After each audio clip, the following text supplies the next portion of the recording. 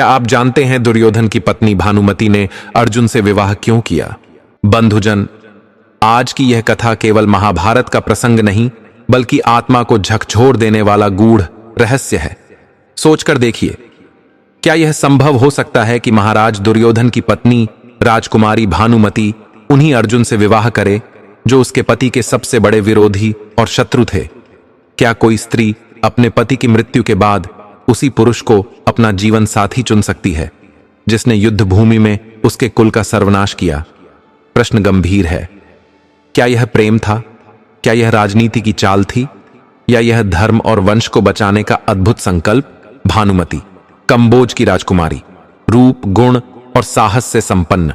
उसका स्वयंवर किसी महायज्ञ के समान भव्य था। असंख्य राजकुमार और राजा उपस्थित थे, किंतु भाग्य ने उसे दुर्योधन के साथ बांध दिया।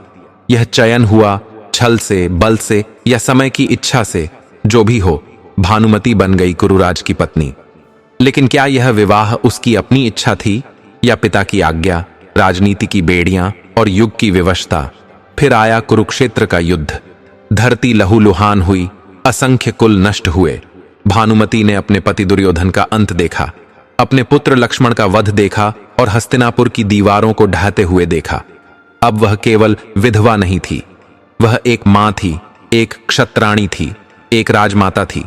प्रश्न यह था, क्या वह अपने पुत्र की चिता में कूद जाएगी या एक ऐसा निर्णय लेगी जो आने वाले युगों तक रहस्य और चर्चा का विषय बना रहेगा? यहीं जन्म लेती है वह कथा जिसके बारे में बहुत कम लोग जानते हैं। जनश्रुतियों में वर्णन आता है कि भानुमति ने अर्जुन से विवाह किया। तो क्या यह सत्य था? क्या यह प्रेम का परिणाम था, या राजनीति का गठबंधन, या फिर एक स्त्री का साहसिक निर्णय जिसने अपने कुल और वंश को बचाने के लिए अपने जीवन का बलिदान कर दिया? अर्जुन, जिसने धर्म के लिए अपने ही बंधुओं से युद्ध किया, जिसने द्रौपदी के अपमान का प्रतिकार किया, जिसने धर्म माता गांधारी का सम्मान किया, जिसका अस्तित्व युद्ध नहीं बल्कि धर्म की रक्षा का प्रतीक था। दर्शक बंधु, आज हम उतरेंगे उस इतिहास में जहां भानुमति की आंखों में केवल आंसू नहीं बल्कि अडिग संकल्प था, जहां अर्जुन के हृदय में केवल दया नहीं बल्कि धर्म का पुकार था। यह कथा केवल अतीत की गाथा नहीं है, यह आत्मा को जगाने वाली पुकार है। परंतु इस रहस्य को समझने से पहले भानुमति की उन 3 अद्भुत शिक्षाओं को हृदय में उतारना आवश्यक है, जो मानो उसने अपने जीवन से समस्त संसार को दी। शिक्षाएं जो आज भी कलयुग के हर स्त्री पुरुष के लिए मार्गदर्शन बन सकती हैं। बंधुजन, प्रार्थना है, इस कथा को केवल कानों से मत सुनिए, हृदय से सुनिए।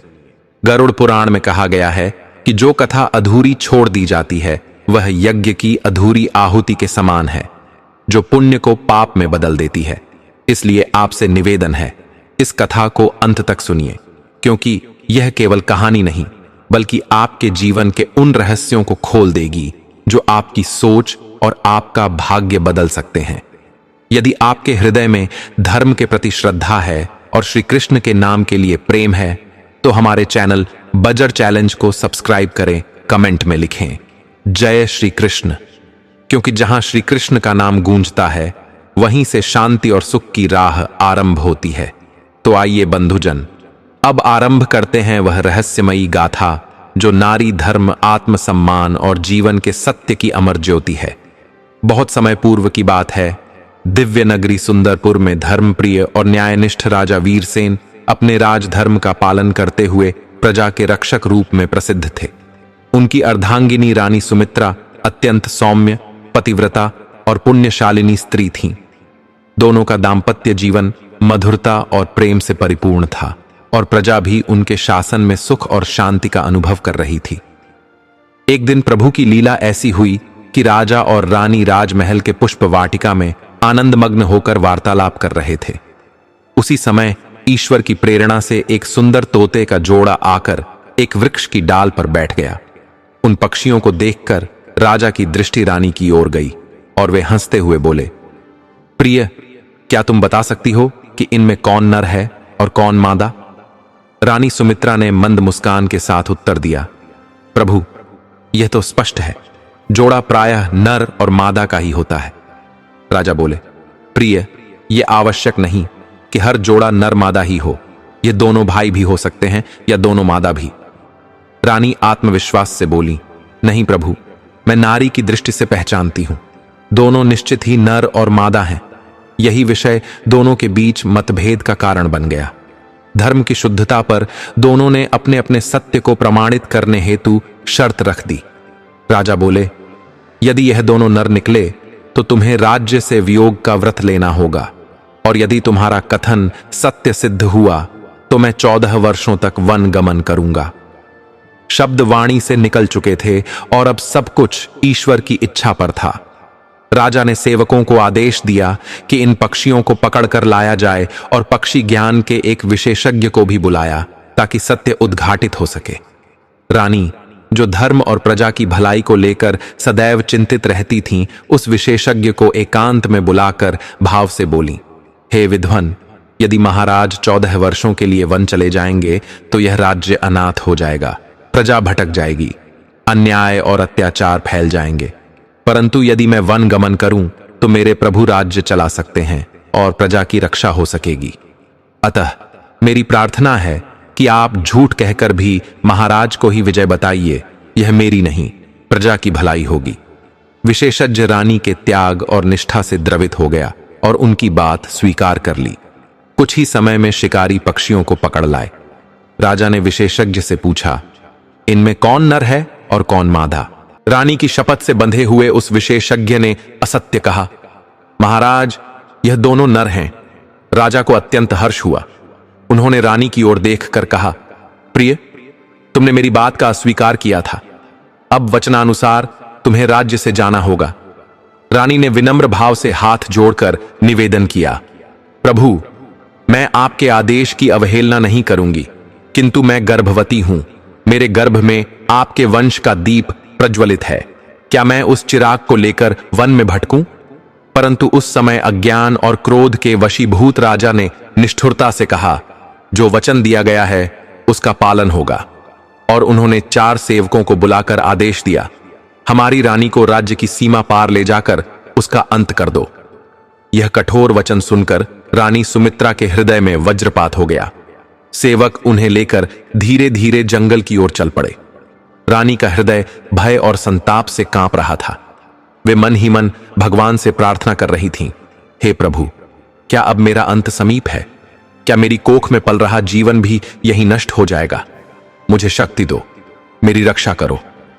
घने जंगल की नीरवता में जब झल्लादों ने रानी को खड़ा किया तो एक बोला, हे रानी, हमें क्षमा करें, हम राजा के सेवक हैं और उनके आदेशानुसार हमें आपको प्राणदंड देना होगा। तभी दूसरा झल्लाद बोला, भाई, यह क्या कह रहे हो? क्या हम उस देवी स्वरूपा रानी को मार सकते हैं जिन्होंने हमें पुत्रवत स्नेह दिया? आज तक हमने अनेक लोगों को मृत्यु दी है, परंतु आज हमें कोई पुण्य करना चाहिए, क्यों ना इस रानी को जीवन दान दें? तीसरे ने भी सहमति जताई, यदि हमने इस पुण्यात्मा को मारा तो उसका पाप हमें जीवन भर कचोटेगा। सबने मिलकर निश्चय किया कि वे रानी को नहीं मारेंगे, वे उन्हें यहीं छोड़ देंगे और राजा को कह देंगे कि उन्होंने प्राणदंड दे दिया। उन्होंने रानी से करबद्ध निवेदन किया, हे माता तुल्य रानी, हमें क्षमा करें, हमें आपके वस्त्र चाहिए होंगे जिन्हें हम किसी जीव के रक्त में डुबोकर राजा को दिखाएंगे, जिससे उन्हें विश्वास हो जाए। रानी, जो अब स्वयं को प्रभु की इच्छा में समर्पित कर चुकी थीं, शांत स्वर में बोली, जो तुम उचित समझो करो, मैं प्रभु की शरण में हूं। रानी ने वृक्षों की आड़ में जाकर अपने वस्त्र उन्हें सौंप दिए। झल्लाद उन वस्त्रों को लेकर आगे बढ़े। मार्ग में उन्हें एक मृग मिला, जिसे मारकर उन्होंने उसके रक्त से रानी के वस्त्र रंग दिए और फिर राजा के पास जाकर बोले, महाराज, आपकी आज्ञा का पालन कर दिया गया है, रानी अब इस संसार में नहीं रही। राजा के मुख पर कोई विशेष भाव नहीं आया, मानो उनके हृदय में कोई पीड़ा शेष ही न हो। संभवतः वे यह सोचकर निश्चिंत हो गए थे कि रानियां अनेक हैं, एक के जाने से क्या होगा, और वे पुनः राज्य कार्य में व्यस्त हो गए। परंतु उस देवी स्वरूपा रानी की दशा अत्यंत दारुण थी। गर्भवती रानी अकेली, भूखी प्यासी, निर्वस्त्र उस घने वन में जीवन और मृत्यु के बीच झूल रही थी। भूख लगने पर वृक्षों के पत्ते और जंगली फल खा लेती, रात में ठंडी हवाओं और जंगली पशुओं के भय से वृक्षों की जड़ों में शरण लेती। 10 दिन यूं ही बीत गए। परंतु कहते हैं, जिसकी रक्षा स्वयं प्रभु करते हैं उसे कोई शक्ति नष्ट नहीं कर सकती। एक दिन विजयनगर के महाराज चंद्रकेतु अपने सेवकों संग शिकार खेलने उसी वन में पहुंचे। वे घोड़े पर सवार होकर आगे बढ़ रहे थे। तभी रानी को घोड़ों की टापें सुनाई दी। भय से कांपकर वे झाड़ियों में छुप गईं। राजा चंद्रकेतु को झाड़ियों में हलचल महसूस हुई। उन्होंने सेनापति से कहा, लगता है झाड़ियों में कोई मृग या सूअर छिपा है, चारों ओर से घेर लो। सैनिकों ने झाड़ियों को घेर लिया और तीर कमान तान ली। रानी की सांसें थम सी गईं। उन्होंने मन ही मन सोचा, हे प्रभु, अब तो मेरी मृत्यु निश्चित है। यह लोग मुझे कोई जंगली प्राणी समझकर प्राण हर लेंगे। कांपती हुई आवाज में रानी सुमित्रा ने पुकारा, भाइयों, मैं न तो कोई अपराधिनी हूं, न ही किसी शिकार के योग्य। मैं तो एक अबला, दुखिनी और असहाय स्त्री हूं। मेरा इस जग में न कोई अपना है, न कोई सहारा। ऐसे में मेरे प्राण हरकर आपको क्या लाभ होगा। जब यह करुण पुकार राजा चंद्रकेतु के कानों में पड़ी तो उनका हृदय द्रवित हो उठा। वे तुरंत घोड़े से उतरे और बोले, हे देवी, आप कौन हैं? इस निर्जन वन में अकेली क्यों भटक रही हैं? लताओं के बीच छिपी रानी सुमित्रा धीरे से बोली, राजन, इस संसार में मेरा कोई नहीं है, न कोई भाई, न पिता, न पति। मैं वन में ही एकांत जीवन व्यतीत कर रही हूं। आपसे प्रार्थना है, मुझे धर्म का सहारा दीजिए। धर्म और करुणा में विश्वास रखने वाले राजा चंद्रकेतु बोले, हे देवी, यदि तुम्हारा कोई नहीं है तो आज से मैं तुम्हारा भाई हूं।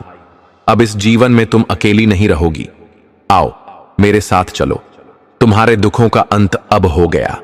रानी सुमित्रा ने आर्द्र स्वर में कहा, हे भाई, आपने मुझे बहन कहा, यह मेरे लिए अत्यंत बड़ा उपकार है। किंतु मैं लताओं से बाहर नहीं आ सकती, क्योंकि मैं इस समय निर्वस्त्र अवस्था में हूं। राजा चंद्रकेतु ने तुरंत अपने कंठ का दुपट्टा उतारकर झाड़ियों की ओर फेंकते हुए कहा, हे बहन, इस दुपट्टे से अपने तन को ढांप लो और बाहर आओ। तुम्हें कोई पीड़ा नहीं होगी। जब रानी उस दुपट्टे से स्वयं को ढांप कर बाहर आईं, तो उनके रूप को देखकर राजा स्वयं भी स्तब्ध रह गए। वह स्त्री इतनी तेजस्विनी और अनुपम सुंदरता से युक्त थी, मानो स्वर्ग की कोई अप्सरा अवतरित हो गई हो। राजा ने श्रद्धा से कहा, हे बहन, चिंता मत करो। अब तुम मेरे साथ रहोगी। तुम मेरी बहन हो और मेरी जिम्मेदारी भी। राजा चंद्रकेतु ने रानी सुमित्रा को रथ में सम्मानपूर्वक बैठाकर अपनी राजधानी विजयनगर लौटाया। किंतु नगरवासियों को जब यह झात हुआ कि राजा एक सुंदरी को साथ लाए हैं, तो वे कुचर्चाएं फैलाने लगे। क्या महाराज ने फिर विवाह कर लिया? क्या बुढ़ापे में उन्हें पुनः प्रेम हो गया? जब यह बातें राजा के कानों में पहुंची तो उन्होंने तत्काल सभा बुलाई और कहा, हे प्रजाजन, मेरी बात ध्यानपूर्वक सुनो। यह स्त्री मेरी बहन है। मैं वन में आखेट करते समय इसे मिला। यह दुखिनी, लाचार और बेसहारा थी। मैंने इसे बहन रूप में अपनाया है। क्या यह अधर्म है? राजा की धर्मनिष्ठा और सत्य वचन से दरबार मौन हो गया। सभी लोग जय घोष करने लगे, महाराज चंद्रकेतु की जय। रानी सुमित्रा अब राजमहल में बहन बनकर रहने लगी। समय बीतता गया। एक दिन रानी सुमित्रा के गर्भ से एक दिव्य तेजस्वी बालक का जन्म हुआ। राजा चंद्रकेतु प्रसन्न होकर बोले, आज मेरे घर भांजे का जन्म हुआ है। यह केवल मेरा नहीं, संपूर्ण विजयनगर का सौभाग्य है। राजा ने नगर भर में उत्सव का आयोजन किया।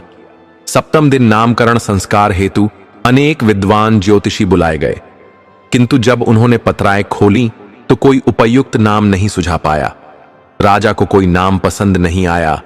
क्रोधित होकर उन्होंने कहा, इन पोथीधारियों को क्या आता है? व्यर्थ में दरबार का समय नष्ट कर रहे हैं। इन सबको बंदी गृह में डाल दो। राजा ने घोषणा की, जो मेरे भांजे का सच्चा और दिव्य नाम बताएगा उसे मैं मनचाहा वरदान दूंगा। किंतु भयवश कोई आगे नहीं आया। उसी समय सोबतपुर से एक वृद्ध तपस्वी ब्राह्मण, जो वर्षों से वनों में तपस्या कर रहा था, उस राज्य में प्रवेश करता है। सैनिकों ने उसे देखा और सोचा, क्यों ना इस महात्मा को दरबार में ले चलें? शायद यही बालक के लिए उत्तम नाम रख सके। वे ब्राह्मण के पास जाकर विनम्रता से बोले, हे ब्रह्मदेव, हमारे महाराज के यहां एक दिव्य बालक का जन्म हुआ है, आप ही उसका नामकरण कीजिए। पर ध्यान रहे, अब तक हजारों ब्राह्मण असफल हो चुके हैं। यदि नाम अनुचित निकला तो महाराज उन्हें कारागार में डाल देते हैं। यह सुनकर वृद्ध ब्राह्मण मुस्कुराए और बोले, यदि महाराज धर्मप्रिय हैं तो मैं अवश्य चलूंगा। मैं प्रभु का स्मरण कर यह कार्य करूंगा। सैनिकों ने उन्हें आदर सहित दरबार में पहुंचाया। महाराज चंद्रकेतु ने प्रणाम कर आसन दिया और बोले, हे पूज्य, हमारे घर एक दिव्य बालक जन्मा है, कृपया उसका नामकरण करें। ब्राह्मण ने अपनी जीर्ण पोथी खोली, मंत्रोच्चार किया और बोले, राजन, मैं नाम अवश्य बताऊंगा, पर एक शर्त है। जिन निर्दोष ब्राह्मणों को आपने बंदी गृह में डाल रखा है उन्हें मुक्त करना होगा। राजा ने तत्क्षण सहमति दी। हे ब्रह्मदेव, उन्हें तुरंत रिहा किया जाएगा। फिर ब्राह्मण ने ध्यानपूर्वक जन्म का समय, ग्रह, नक्षत्र और योग का अध्ययन किया और श्रद्धा से कहा, महाराज, यह बालक किसी अन्य राज्य का पुत्र प्रतीत होता है, किंतु इसमें दिव्य तेज है। भविष्य में यह महान राजा सिद्ध होगा। इसका नाम आज से ध्रुवसेन होगा, अटल, अडिग और विजयशील। ज्यों ही ब्राह्मण ने यह नाम बताया, पूरा दरबार आनंद से गूंज उठा। राजा ने सभी ब्राह्मणों को मुक्त कराया और वृद्ध ब्राह्मण को वस्त्र, धन और गोदान कर सम्मानित किया। काल प्रवाह चलता गया। ध्रुवसेन बड़ा होने लगा। 5 वर्ष की आयु में ही उसमें राजसी लक्षण प्रकट हो उठे। वह घोड़े की सवारी करता, तलवार चलाता, किले बनाता और तोड़ता। उसके खेल भी राजाओं जैसे थे। राजा चंद्रकेतु अपने भांजे की चपलता और शौर्य देखकर गर्वित हो उठते और कहते, यह बालक एक दिन महान बनेगा। जब ध्रुवसेन 7 वर्ष का हुआ तो नगर के चौक पर मित्रों संग खेला करता। वहीं नगर की स्त्रियां जल भरने आती थीं। नटखट ध्रुवसेन अपने बाणों से उनके मटकों में छेद कर देता। कोई भी राजा के भांजे को कुछ कहने का साहस नहीं करता। यह उसका प्रिय खेल बन गया। स्त्रियों ने अंततः राजा से शिकायत की, महाराज, आपके भांजे ने तो प्रलय मचा रखा है, हम जल घर तक नहीं पहुंचा पाती। राजा ने कहा, प्रजाजनों, वह मेरा इकलौता भांजा है, मैं उसे डांट नहीं सकता, किंतु मैं प्रत्येक घर में पीतल का मटका भिजवाऊंगा। आदेश हुआ और नगर में पीतल के मटके बांट दिए गए। परंतु ध्रुवसेन ठहरा हठी और तेजस्वी। एक दिन वह लोहार के पास गया और बोला, ऐसे बाण बनाओ जो पीतल के मटकों को भी भेद दें। लोहार बोला, बेटा, यह बाण कठोर धातु से बनेंगे, इनका मूल्य 500 स्वर्ण मुद्राएं होगा। ध्रुवसेन ने तत्क्षण धन दिया और तीव्रधारी बाण बनवाकर फिर चौक पर पहुंचा। इस बार जब उसने बाण चलाए तो मटकों में 2-2 छेद हो गए। सारा जल मार्ग में ही बह गया। अब नगर की स्त्रियां अत्यंत व्याकुल हो उठीं। उन्होंने पुनः राजा से प्रार्थना की, महाराज, अब तो जल की एक बूंद भी हमारे घर तक नहीं पहुंच पाती। राजा ने उत्तर दिया, देखो, हम उस बालक को रोक नहीं सकते, पर हम कुएं के पास एक कुम्हार बैठा देंगे। वह टूटे मटकों को सुधारता रहेगा। अब प्रतिदिन 500 मटके सुधारे जाने लगे और ध्रुवसेन उन्हें फिर से फोड़ देता। यही क्रम चलता रहा। एक दिन ध्रुवसेन चौराहे पर नहीं गया। वह अपने मित्रों संग वन की ओर चला गया। वहां उसने बालुका पर एक दुर्ग बनाया। द्वार पर 2 प्रहरी बैठाए और भीतर स्वयं रक्षक बन खड़ा हो गया। कुछ मित्रों को आक्रमण करने कहा और सब बालक हर्ष से खेलने लगे। उसी समय वहां से लाखा बंजारा, एक बड़ा व्यापारी, अपने कारवाओं सहित निकल रहा था। उसके संग हजारों ऊंट और गाय थीं। उसका कार्य राजाओं का सामान एक राज्य से दूसरे राज्य तक पहुंचाना था। उस दिन वह अपने असंख्य सहायकों और लंबे कारवाओं के साथ यात्रा कर रहा था। मार्ग में जब उसने कुछ बालकों को खेलते देखा तो उसने ऊंट रोककर कहा, बालकों, मार्ग से हट जाओ, हमारा कारवां निकलने दो। पर ध्रुवसेन, जो बचपन से ही निडर और तेजस्वी था, आगे बढ़ा और बोला, तू कौन है? क्या शत्रु है? क्या मेरे दुर्ग पर आक्रमण करने आया है? मैं अपने किले की रक्षा कर रहा हूं। तू अपने ऊंट किसी और मार्ग से ले जा। बंजारा, जो अपने को प्रतिष्ठित मानता था, यह सुनकर क्रोधित हो गया और बोला, हट बालक, मुझे मार्ग दे। पर ध्रुवसेन अपनी बात पर अटल रहा। विवाद बढ़ा और क्रोध में आकर लाखा बंजारे ने उसे थप्पड़ जड़ दिए। ध्रुवसेन रोता हुआ महल पहुंचा और अपने मामा महाराज चंद्रकेतु से बोला, मामा जी, आज एक बंजारा जंगल में आया। उसने मेरे बनाए किले को तोड़ डाला और मुझे भी मारा। राजा चंद्रकेतु का मुख क्रोध से लाल हो गया। बोले, पुत्र, चिंता मत कर। जिसने तुझ पर हाथ उठाया है उसे दंडित किए बिना मैं नहीं लौटूंगा। राजा तत्काल अपने सैनिकों को लेकर वहां पहुंचे और बंजारे के कई सेवकों का वध कर दिया। जब लाखा बंजारे को यह समाचार मिला कि महाराज ने उस पर आक्रमण कर दिया है तो वह विचलित हो उठा। सोचने लगा, महाराज स्वयं युद्ध क्यों कर रहे हैं? मैंने ऐसा क्या अपराध किया है? वह हाथ जोड़कर मुख में तिनका दबाकर विनम्र भाव से राजा के समक्ष उपस्थित हुआ और बोला, हे राजन, मैं तो एक साधारण व्यापारी हूं, आपने हम पर क्रोध क्यों किया? राजा बोले, बंजारे, तूने मेरे भांजे को मारा है। वह बालक मेरे जीवन का दीप है, मैं तुझे क्षमा नहीं करूंगा। बंजारा भयभीत होकर राजा के चरणों में गिर पड़ा। महाराज, मुझसे भूल हो गई, मैं नहीं जानता था कि वह आपका भांजा है, मुझे क्षमा करें। तब उसने राजा को 1,00,000 स्वर्ण मुद्राएं अर्पित की और क्षमा याचना की। राजा ने उसकी विनम्रता देखकर उसे क्षमा कर दिया और अपने दरबार में अतिथि बनाकर रखा। नगर का भ्रमण कराया। समय बीता और लाखा बंजारा राजमहल में ही ठहरता रहा। एक दिन महल में घूमते हुए उसकी दृष्टि रानी सुमित्रा पर पड़ी। रानी की दिव्यता, उनकी सरलता और सौंदर्य देखकर उसके मन में पाप का उदय हुआ। उसने राजा से पूछा, हे राजन, यह देवी कौन है? राजा ने सहज भाव से उत्तर दिया, यह मेरी बहन है और जिस बालक को तूने मारा था वह इन्हीं का पुत्र है। बंजारा बोला, हे राजन, जब यह मेरी बहन है तो मुझे इनके चरणों में जाकर क्षमा मांगनी चाहिए। वह रानी सुमित्रा के पास पहुंचा, उनके चरणों में झुका और बोला, हे देवी, मुझसे भारी भूल हुई, मैं आपको पहचान न सका, कृपा कर मुझे क्षमा करें। फिर उसने एक नौखा हार निकालकर रानी को भेंट किया और कहा, आप जैसे राजन की बहन हैं वैसे ही मेरी भी बहन है, यह हार मेरी ओर से भेंट है। रानी सुमित्रा, जो सरल और निष्कलुष थीं, उसकी बातों में आ गईं।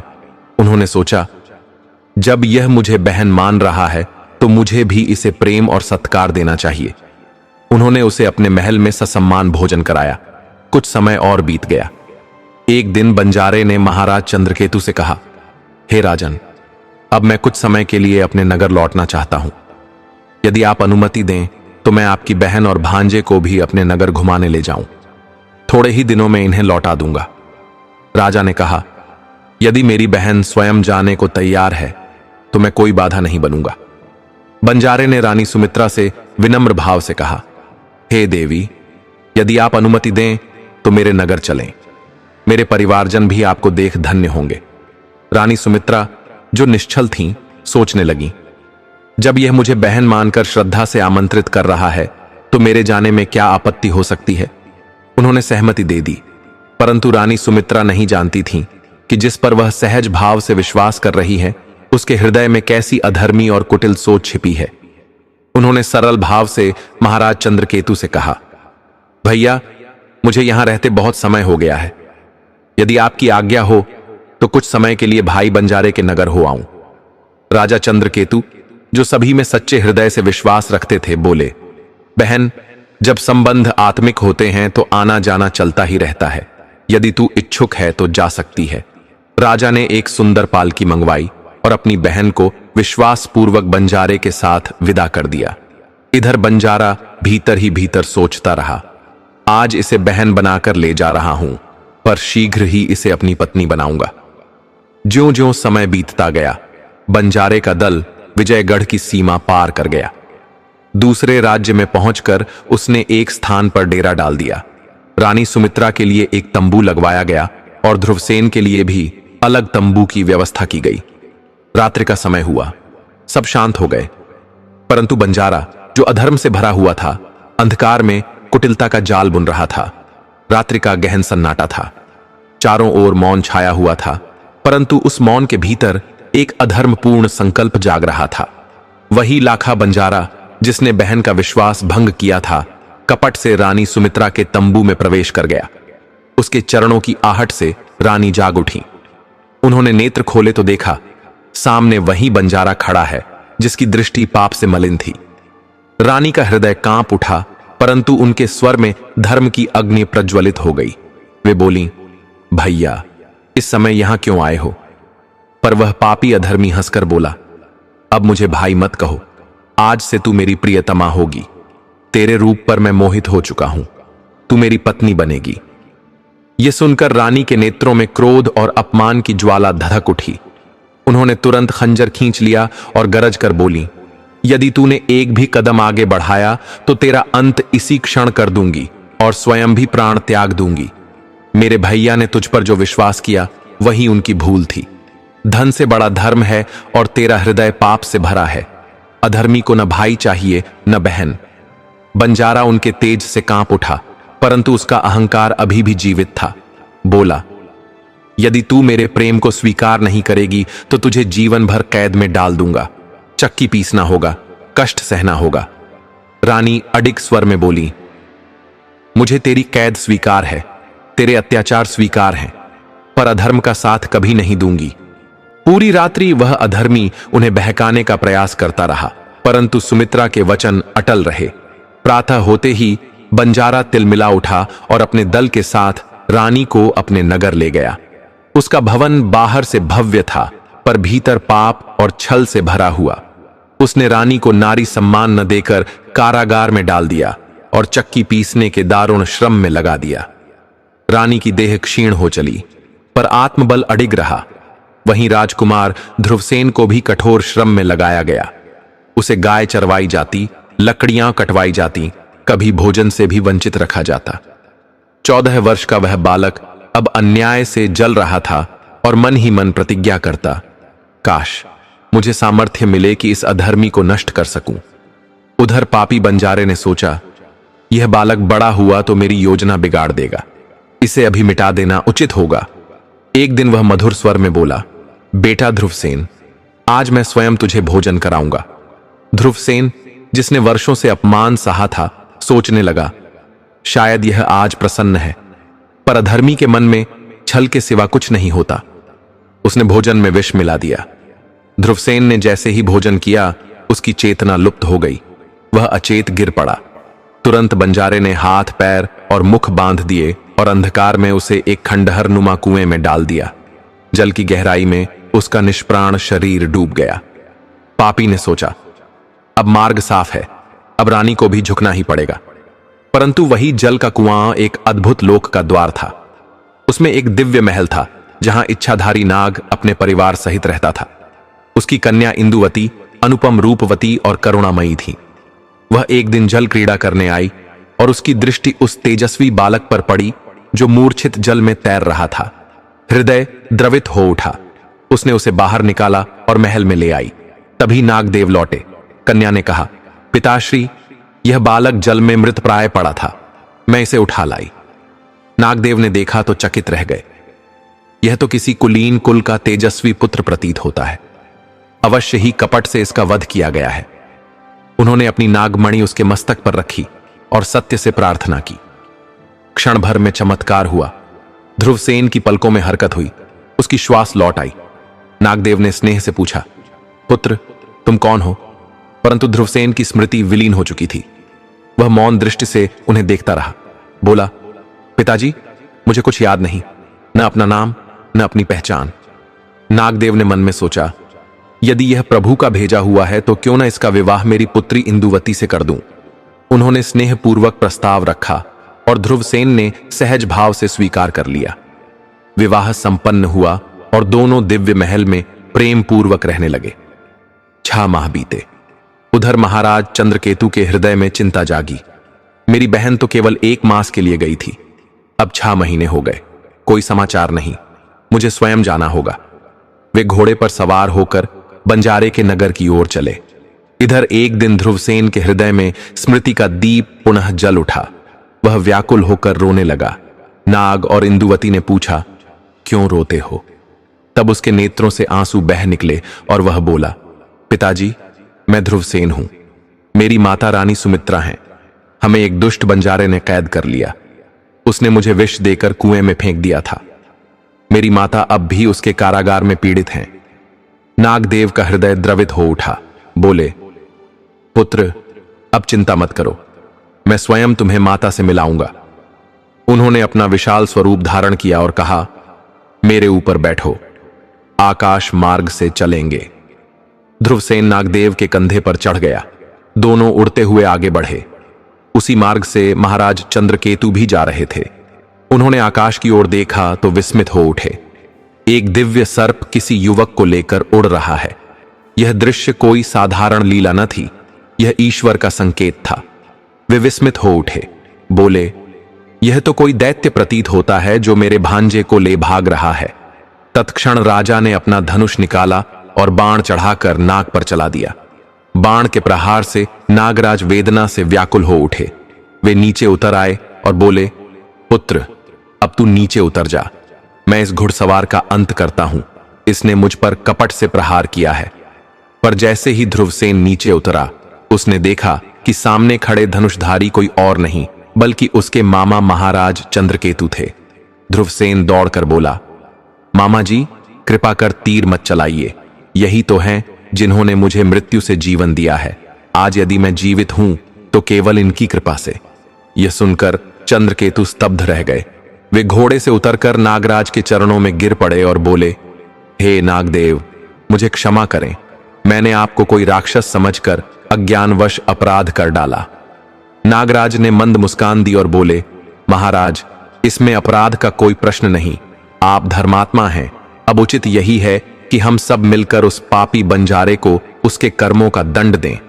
तीनों ने मिलकर निश्चय किया और उसी क्षण बंजारे से प्रतिशोध लेने प्रस्थान किया। उधर महाराज वीरसेन, जो रानी सुमित्रा के पति थे, अपने भीतर से टूट चुके थे।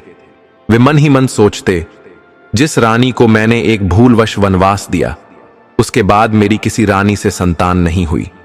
अब तो मेरा वंश ही समाप्त होने को है। पश्चाताप से भरे वे उसी बंजारे के आश्रय में पहुंचे। लाखा बंजारा बड़ा ही धूर्त और चतुर व्यक्ति था। उसका ठाट बांट किसी छोटे मोटे राजा से कम न था। उसने एक विशाल भवन और अपनी छोटी सी रियासत बना रखी थी, जहां वह स्वयं को राजा सा समझता था। महाराज वीरसेन उसी के दरबार में अतिथि बनकर पहुंचे। बंजारे ने उनका सत्कार किया, परंतु यह सत्य न जान सका कि जिसकी वह स्त्री को कैद में रखे है, वह वास्तव में वीरसेन की पत्नी है। और वीरसेन भी यह न जानते थे कि जिन्हें मृत समझा था, वही उनकी रानी जीवित है और इसी दुष्ट बंजारे के बंधन में है। इधर जैसे ही चंद्रकेतु, नागराज और ध्रुवसेन उसके भवन में पहुंचे, उन्होंने ऊंचे स्वर में पुकारा, लाखा बंजारे, अब तेरा पाप का घड़ा भर चुका है। आज तुझे अधर्म का फल मिलेगा। बंजारा भय से कांप उठा। उसने जैसे ही जीवित ध्रुवसेन को देखा और उसके साथ नाग व चंद्रकेतु को, तो उसकी आंखों के आगे अंधेरा छा गया। वह कुछ भी बोल न सका और चुपचाप सिंहासन पर बैठा रहा। उसी समय राजा वीरसेन बोले, महाराज चंद्रकेतु, यह बंजारा तो मेरा मित्र है, आप इसे क्यों मारना चाहते हैं? चंद्रकेतु ने विनम्र स्वर में समस्त कथा सुनाई और कहा, हे राजन, यह वही स्त्री है जिसे मैंने वन में धर्म की बहन का सम्मान दिया था, और यह ध्रुवसेन मेरा धर्म का भांजा है। इस दुष्ट ने छल से मेरी बहन को कैद कर लिया और मेरे भांजे को विष देकर कुएं में डाल दिया। आज हम इन्हें मुक्त कराने आए हैं। वीरसेन स्तब्ध रह गए और बंजारे से बोले, यदि यह सत्य है तो तुरंत उस स्त्री को यहां बुलाओ। बंजारे ने आदेश दिया, जाओ और उस स्त्री को दरबार में लाओ। सेवक रानी सुमित्रा के पास पहुंचे और बोले, बहन, अब तुम स्वतंत्र हो, चलो, कोई तुम्हें बाहर बुला रहा है। रानी मन ही मन सोचने लगी, शायद यह दुष्ट अब मुझे मार ही डाले। परंतु जब वे दरबार में आईं तो उनके नेत्र आश्चर्य और करुणा से भर उठे। सामने उनके पति वीरसेन विराजमान थे, मामा चंद्रकेतु खड़े थे और पुत्र ध्रुवसेन भी वहीं था। वर्षों की पीड़ा से उनका तन दुर्बल हो गया था, परंतु उनकी आंखों में आशा का प्रकाश पुनः प्रज्वलित हो उठा। चंद्रकेतु ने बहन को देखा तो क्रोध से भर उठे, अरे दुष्ट बंजारे, तूने मेरी बहन को किस दुर्दशा में डाल दिया? राजा वीरसेन भी स्तब्ध रह गए और बोले, हे देवी, आप हूबहू मेरी रानी जैसी प्रतीत होती हैं।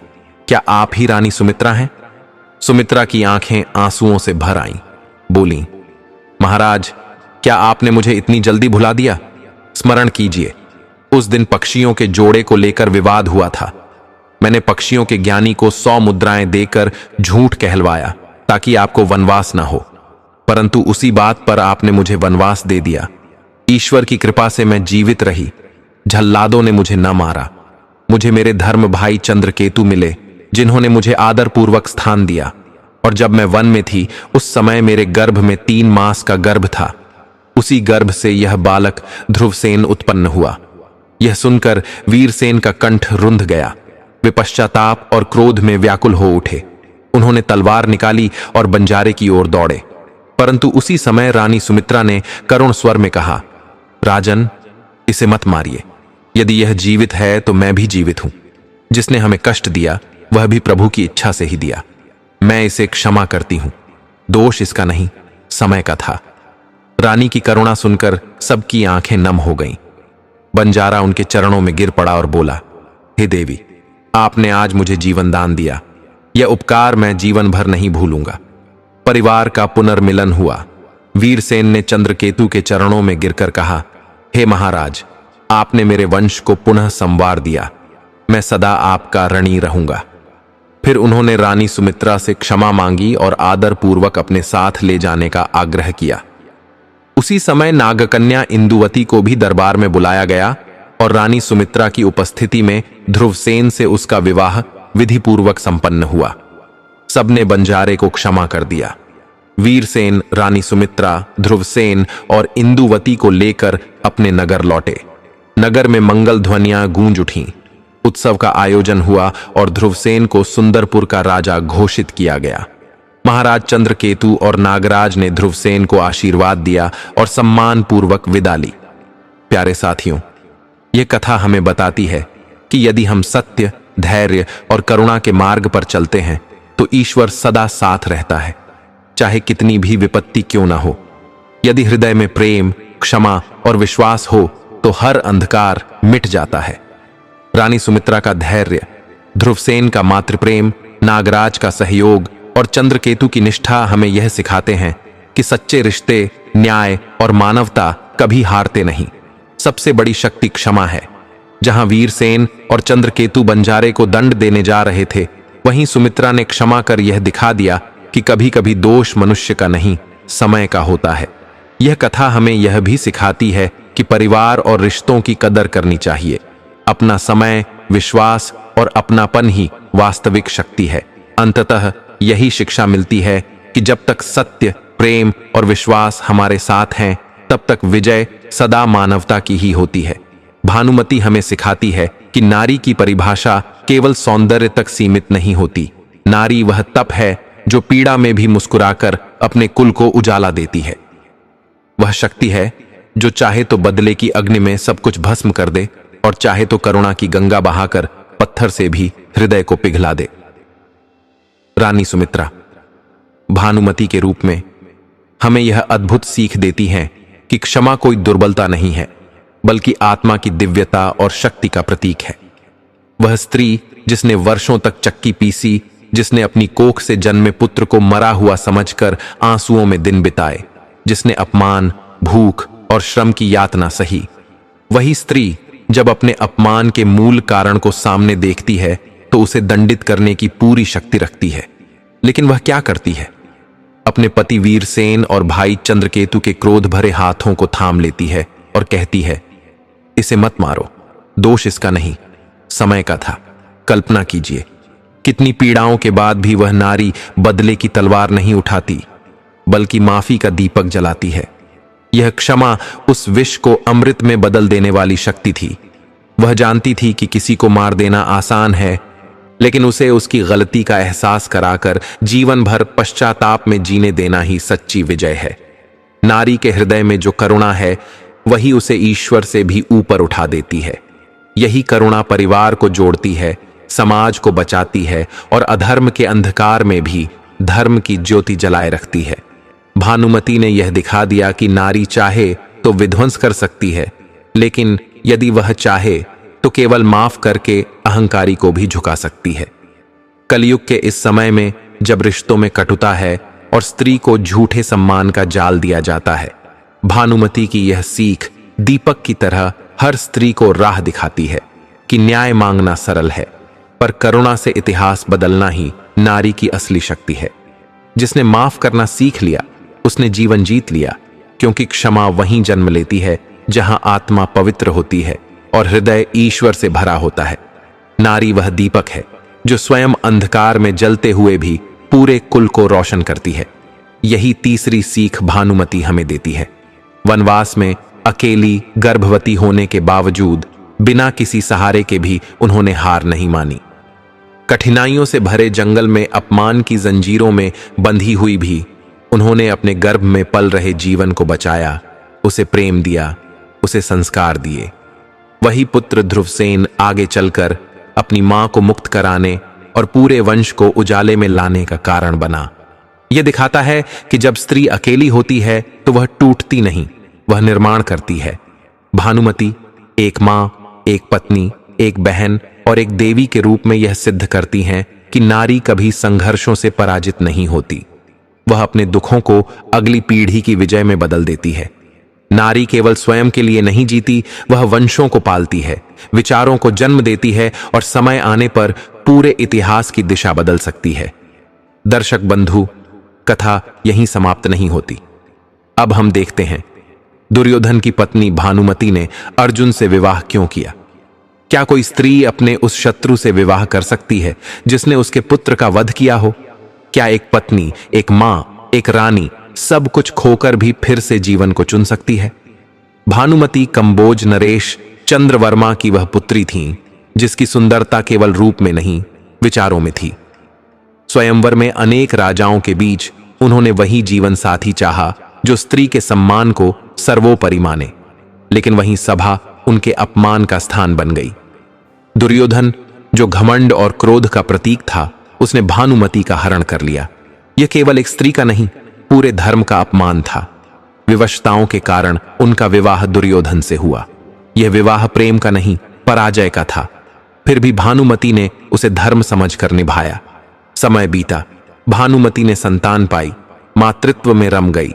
परंतु महाभारत का युद्ध आया और जब अर्जुन के पुत्र अभिमन्यु ने उनके पुत्र लक्ष्मण का वध किया तो उनकी गोद उजड़ गई। फिर भी उन्होंने क्रोध नहीं किया। उन्होंने केवल ईश्वर से कहा, प्रभु, यह युग का विधान है, मैं इसे स्वीकार करती हूं। युद्ध समाप्त हुआ। दुर्योधन मर चुका था, कौरव वंश मिट चुका था। अब भानुमति के पास कुछ नहीं था, न पति, न पुत्र, न कुल, परंतु उनके पास था संकल्प। उन्होंने निर्णय लिया कि यदि वंश और समाज को बचाना है तो किसी को पहला कदम उठाना होगा, और उन्होंने वही कदम उठाया। उन्होंने अर्जुन से विवाह का प्रस्ताव रखा। यह विवाह प्रेम का नहीं, बल्कि धर्म, शांति और समाज की एकता का प्रतीक था। अर्जुन पहले चौंके, पर जब उन्होंने भानुमति की आंखों में देखा तो वहां उन्हें स्त्री नहीं, युग दिखाई दिया, धर्म दिखाई दिया, शांति की पुकार दिखाई दी। अर्जुन ने विवाह स्वीकार किया। यह केवल दो व्यक्तियों का मिलन नहीं था, बल्कि दो युगों और दो विचारधाराओं का संगम था। भानुमति ने सब कुछ खोकर भी संसार को जोड़ा। यही कारण है कि उस समय यह कहावत जन्मी, कहीं की ईंट, कहीं का रोड़ा, भानुमति ने कुबा जोड़ा। यह व्यंग्य नहीं, बल्कि उस स्त्री की अदम्य शक्ति को प्रणाम है जिसने टूटकर भी जोड़ने का साहस किया। भानुमति की यह कथा केवल इतिहास नहीं, आज की हर स्त्री की गाथा है। यह हमें याद दिलाती है कि धर्म केवल पुरुषों की गाथाओं में नहीं, बल्कि स्त्री की चुप्पी और त्याग में भी छिपा होता है। और यही कारण है कि अर्जुन और भानुमति का विवाह इतिहास की सबसे शांतिपूर्ण और सार्थक संधियों में से एक बना, जिसे युगों ने भुला दिया, पर जो आज भी प्रेरणा का दीप बन सकता है। बंधुजन, कथा यहां समाप्त होती है, पर इसका रहस्य यहीं नहीं रुकता। भानुमति की आंखों से गिरी हुई हर बूंद मानो आज भी हमें यह कह रही है कि धर्म का मार्ग कठिन हो सकता है, परंतु वही अमर है। भाग्य कभी साथ छोड़ सकता है, संसार बदल सकता है, पर सत्य और धर्म ही वह दीपक हैं जो अंधकार को भेदते हैं। सोचिए, यदि एक स्त्री जिसने अपना पति, अपना पुत्र, अपना घर और अपना राज्य खो दिया, फिर भी धर्म का संबल बन सकती है, तो हम और आप क्यों नहीं? क्यों हम अपने जीवन की छोटी सी कठिनाइयों से हार मान लें? बंधुजन, भानुमति का यह प्रसंग हमें एक ही शिक्षा देता है, संकट चाहे कितना भी बड़ा क्यों ना हो, धर्म और आत्मसम्मान का दीपक बुझना नहीं चाहिए, और यही दीपक हर उस हृदय में जलना चाहिए जो इस कथा को सुन रहा है। यदि इस दिव्य कथा ने आपके मन को छुआ हो, यदि इसके रहस्य ने आपके भीतर कोई सवाल जगाया हो, तो कृपया इसे अपने हृदय तक सीमित मत रखिए। इसे अपने मित्रों, अपने परिवार और उन सब तक पहुंचाइए जो इस शिक्षा की आवश्यकता रखते हैं। और हां, हमारे इस छोटे से प्रयास बजर चैलेंज को अपना आशीर्वाद दीजिए। वीडियो को प्रेम पूर्वक लाइक कीजिए, शेयर कीजिए और चैनल को सब्सक्राइब करना ना भूलिए, क्योंकि याद रखिए बंधुजन, कथा कभी समाप्त नहीं होती, वह तो केवल श्रोता के हृदय में एक नया बीज बोती है। अब यह आप पर है कि उस बीज को सिंचित करके प्रकाश में बदलना है या अंधकार में दब जाने देना है। जय श्री कृष्ण।